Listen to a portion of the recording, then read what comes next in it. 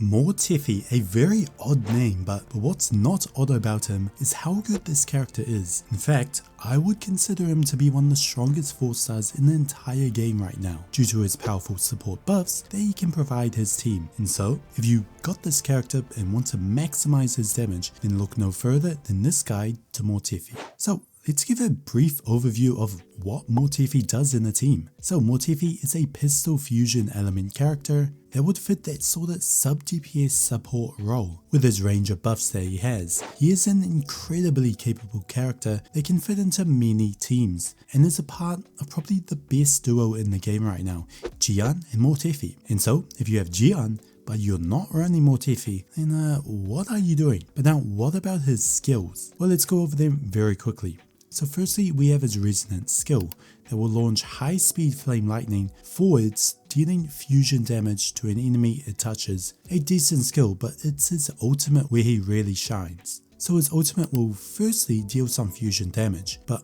more importantly apply Burning Rhapsody to him and his allies. What is this Burning Rhapsody, I hear you asking? Well, it's a buff that states that when the on-field character basic attacks, Mortefi will send out an attack of his own, and when they heavy attack, Mortefi will send out 2 attacks of his own. Now this is absolutely amazing, as because this damage applies to the on-field character, you can use his ultimate and then quickly switch back to your main DPS to deal a ton of damage. And speaking of switching characters, let's talk about Mr. Mortefi's intro and outro skills, because they're really good. So his intro will have him enter the field and deal some fusion damage, but his outro will have the next character he switches to gain a very impressive 38% heavy attack damage bonus, which is crazy good. And like I mentioned earlier, this paired with Gian is a dream combination. So definitely keep this in mind and think about what other characters could benefit from this heavy attack bonus. Now finally, let's talk about his passive resonance skills Mortefi has. So his passive skill states that when Mortefi annoyance stacks reaches 100, we'll talk about these annoyance stacks in just a second, his resonance skill will be replaced with Fury Fugue, and when casting this skill, Mortefi will consume all of these annoyance stacks to unleash high speed flame lightning, dealing huge amounts of fusion damage. Now annoyance is a Mortefi specific mechanic that dictates that anytime he attacks the enemy, he gains annoyance stacks that max out at 100, in which the aforementioned passive skill will be activated. So that was a somewhat brief overview of Mortefi, but now let's talk about what weapons to pair him up with. Let's start with his best in slot, the 5-star Static Mist. Now this gun is just perfect for him. Firstly, it offers crit rate, which is one of the best stats in the entire game. Secondly, it offers increased energy regen. Again, very good with Mortefi, as we'll be needing his ultimate up as much as possible. And finally, the effect of the weapon states that anytime you switch characters, the switched in character will gain a 10% attack buff, which works perfectly with Mortefi, as like I've mentioned, you're going to be using him mainly to use his ultimate and to switch to your main DPS for his outro skill buff. And so this weapon will give another buff to your main carry. Very nice. Now in terms of the 4 stars, most of them aren't that good, but the best ones would be firstly Nova Burst, which gives a large amount of attack and it has an effect that is relatively easy to proc. Secondly would be Undying Flame. This pistol gives a large amount of attack, and the effect of the weapon is that when you use your intro skill, you'll gain a resonance skill damage increase by 20% for 15 seconds. Now this is very nice and quite easy to proc to get the buff, and it lasts for a little bit, meaning you'll have time to get a huge rotation in to make use of this buff. Finally, the last gun I would recommend is Pistols number 26. Yes, that is the name of the gun,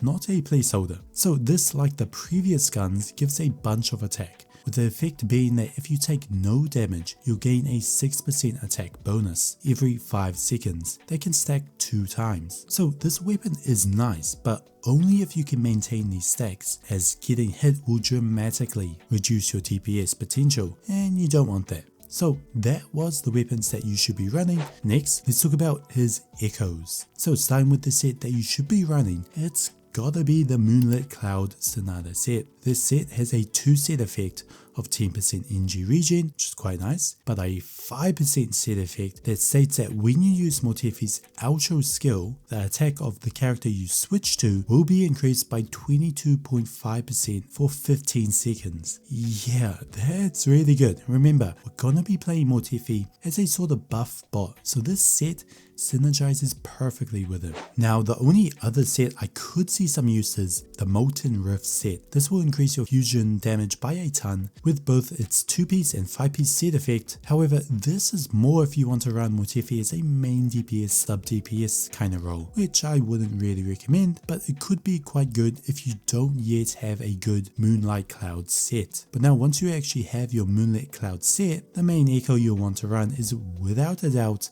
Impermanent Heron. Now this guy is amazing. So firstly he'll, deal some havoc damage, restore some energy, but the second part of his skill is where he gets good. See, once you use his echo skill, if you use your outro skill within 15 seconds, then the character you switch to will gain a 12% damage buff for 15 seconds. Yes, another buff. It's buffs on top of buffs on top of buffs. And this is why Mortefi is just so good and potentially one of the best 4 stars in the game right now. Now for the main stats for the main echo, go for crit rate or crit damage. For the elites, which are the 3 costs, go for fusion damage, as remember his ultimate deals fusion damage. And finally for the commons, which are your 1 costs, go for attack percentage. As for the substats you want to go for, the first stat is energy regen. You want about 50% so that you can reliably get Mortefi's ultimate ready. However, depending on the weapons you run, the other characters you have on your team, you possibly may need a bit more or a bit less. So definitely play around and find a value where you're reliably getting this ultimate up during the main rotation. Secondly, of course, we need some crit rate, and then some crit damage, and finally attack percentage, and then flat attack,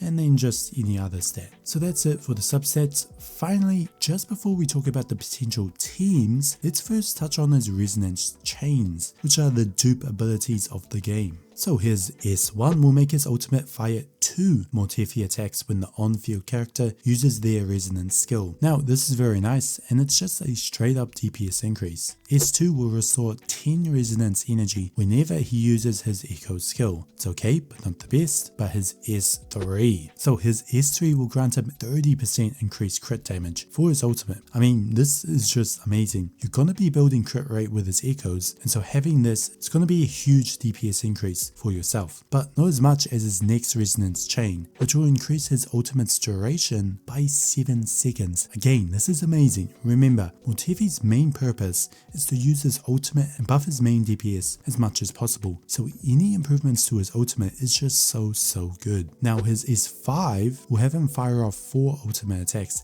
every time he uses his resonance skill. This is okay, it improves his DPS, but is more suited to DPS Mortefi, and then how we're gonna play him as a sub DPS support buff role. But finally we reach his S6. His S6 is a big one, so whenever Mortefi uses his ultimate, his entire team gains a 20% attack boost for 20 seconds. Yep, another buff to go on his already many buffs. I mean, this is just perfect for him and makes him by far one of the best buffers in the entire game. And so overall, these resonance chains are very good, to the point where I'd highly recommend going for them, as the difference between a Mortefi who doesn't have dupes and a Mortefi with dupes is quite big. And so perhaps in the future if we get 3 4 stars, and picking Mortefi would be highly recommended. Okay, finally we reach the last section, and it's the teams. So I'll be going over 2 teams, one premium and one more free-to-play-esque. So starting with the premium team, I mean, you probably already know who it is or who's a part of it, but it's Gian, Mortefi and Verena. So you got Gian acting as your main DPS who'll deal a majority of your damage, while Mortefi acts as a sort of buffer, making sure Gian's damage will always be high. And finally Verena is your support, who has her buffs but more importantly has heals to make sure no one dies. So this team is super good. In fact, it's one of the best teams in the game right now. And so if you have these 5-star characters, then definitely give this a try. As for the free team you'll be running, Dungeon, Mortefi and Baiti will be your best bet. So Dungeon will be your main DPS and does require a lot of time on the field to be effective, but